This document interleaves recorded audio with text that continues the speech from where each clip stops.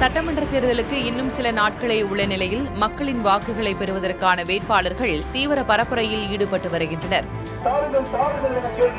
பாளையங்கோட்டை தொகுதி திமுக வேட்பாளர் அப்துல் வஹாப் மற்றும் நெல்லை தொகுதி வேட்பாளர் சுப்பிரமணியனை ஆதரித்து வனத்துறை அமைச்சர் ராஜகண்ணப்பன் தீவிர பரப்புரையில் ஈடுபட்டார். வேதாரண்யம் சட்டமன்ற தொகுதியில் போட்டியிடும் அதிமுக வேட்பாளர் OS மணியன் வாக்கு சேகரிப்பில் ஈடுபட்டார். தேர்தல் வாக்குறுதி புத்தகம் கொடுத்தீங்களா? படிச்சு பாத்தீங்களா இல்லையா? யாராவது ஒரு வாக்குறுதி சொல்லுங்க பாப்போம். இதேபோல அத்தொகுதியின் திமுக வேட்பாளர் புகழேந்தியும் தீவிர பரப்புரையில் ஈடுபட்டார். உண்மையிலே லேட் ஆனது காரணம் என்னன்னா, ஒரு மகிழ்ச்சியான செய்தி என்னன்னா, இன்னைக்கு தண்ணி வந்துட்டு வண்டேஞ்சேரிக்கு புது தண்ணி.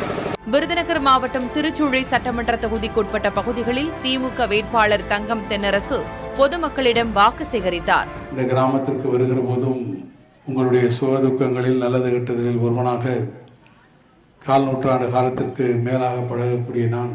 தேனி மாவட்டம் போடிநாயக்கனூர் தொகுதி திமுக வேட்பாளரான O பன்னீர்செல்வம் தனது மகன் OP ரவீந்திரநாத்துடன் சேர்ந்து தீவிர வாக்கு சேகரிப்பில் ஈடுபட்டார்.